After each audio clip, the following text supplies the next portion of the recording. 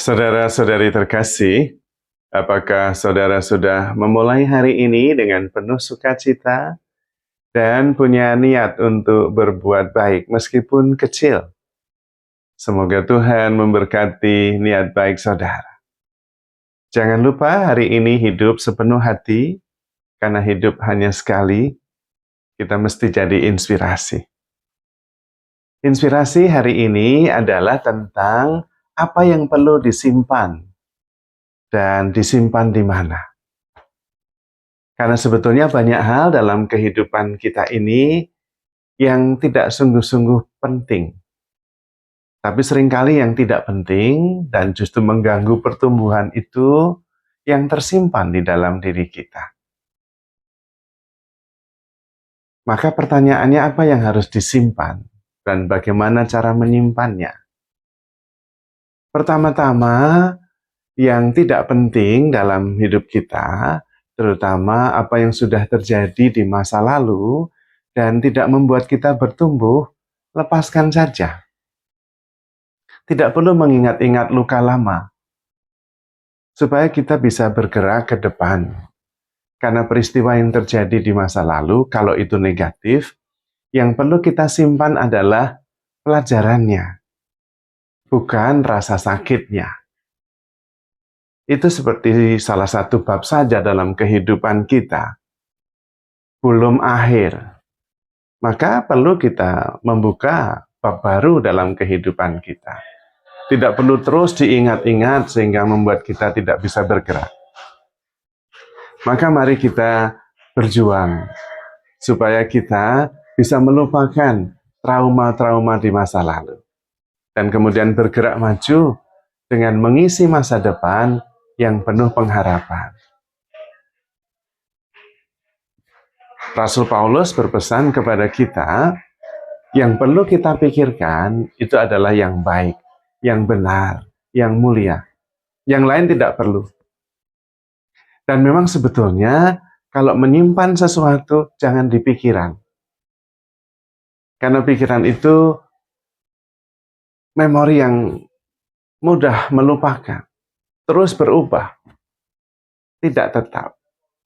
Maka kalau kita mengingat yang bagus hanya di dalam pikiran, maka akan hilang dengan sendirinya. Ingatan kita tidak sungguh-sungguh mempunyai kekuatan yang cukup panjang untuk menyimpan sesuatu. Yang banyak yang bisa menyimpan sesuatu yang sungguh penting itu hati kita. Juga badan kita. Badan kita itu sulit mengingat, tetapi kalau sudah ingat juga sulit melupakan. Maka kita perlu melakukan sesuatu yang penting, yang baik, terus-menerus. Supaya yang mengenang, yang mengingat bukan pikiran, tetapi diri kita, terutama badan dan juga hati kita. Yang tidak bagus, kita mencoba untuk melepaskannya. Maka yang paling penting adalah kita melatih diri kita, terutama badan, dan juga melatih hati kita, supaya hanya yang baik yang tersimpan. Karena kita bisa memilih. Hanya kecenderungan kalau kita hidup berdasarkan pikiran, yang diingat itu adalah yang negatif. Maka kita perlu mengikuti nasihat Rasul Paulus, yang diingat hanya yang baik, yang benar, yang mulia, yang mendatangkan berkat. Itu yang dipikirkan. Lama-lama kemudian mempengaruhi seluruh diri kita. Dan kemudian kita bertindak. Karena bertindak itu membantu muscle memory. Tubuh kita, otot-otot, dan badan kita mengingat apa yang dipikir, yang baik, yang mulia, yang mendatangkan berkat itu. Sehingga akhirnya sampai ke hati. Nah, kemudian kita menghayatinya setiap hari. Tentu dengan sepenuh hati. Dan memang latihannya adalah melepaskan apa yang tidak baik, yang sudah terjadi di masa lalu. Tidak perlu memikirkannya dan kembali ke situ terus.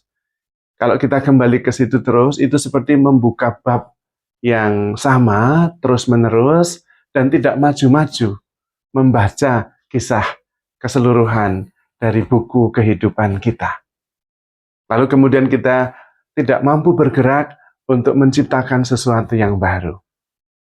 Percayalah, tidak ada keputusan yang jelek karena bisa diubah. Karena belum akhir. Yang terdahulu bisa menjadi yang terakhir bisa menjadi yang terdahulu. Kalau salah membuat keputusan, kita mengubahnya. Lalu kemudian kita belajar untuk mengingat apa yang sungguh baik. Bukan hanya di pikiran, tetapi di hati dan terutama dilatih. Agar seluruh diri kita, badan kita, mengingat yang baik-baik saja. Itulah sebetulnya kunci kebahagiaan. Jadi bukan sesuatu yang besar, tetapi sebuah latihan yang tekun dan setia untuk mengintegrasi, mensinkronkan antara pikiran yang baik, perasaan yang baik, hati yang baik, dan melatih tindakan supaya otot-otot kita juga mengingat yang baik-baik.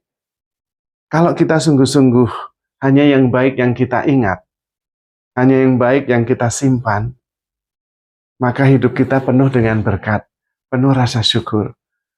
Yang pertama-tama kemudian hidup kita menjadi positif.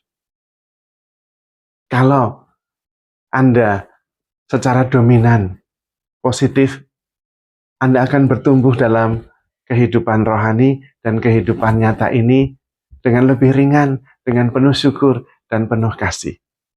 Kalau Anda secara dominan itu negatif, entah takut, entah khawatir, entah rasa tidak aman, maka kita perlu duduk sejenak, hening, dan menyadari itu semua. Lalu coba secara sederhana, tekun, dan setia membuang semua memori yang negatif. Trauma-trauma masa lalu dilepaskan dan kemudian diganti. Kita sendiri yang menggantinya secara sadar. Karena itu akan lebih permanen. Tetapi memang mulai dengan pikiran yang baik, kemudian hati yang baik, dan tindakan yang baik. Karena itu kemudian terjadi sinkron, sinergi yang saling menguatkan. Maka kemudian energi yang ada pada kita, yang menggerakkan, itu adalah energi positif. Dan kemudian kita menemukan bahwa segala-galanya positif.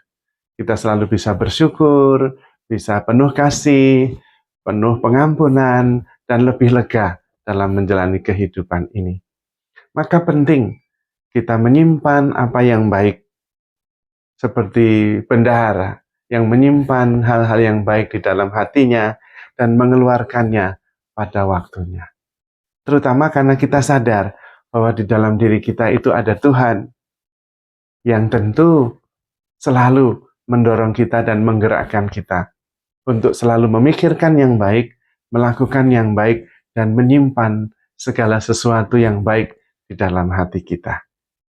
Mudah-mudahan beberapa tips praktis sederhana ini membantu kita untuk lebih positif, lebih banyak bersyukur, dan selalu bisa menemukan jejak-jejak Tuhan di dalam kehidupan kita yang sederhana. Saudara-saudari terkasih, handle yourself with care, because you are loved. Tuhan memberkati.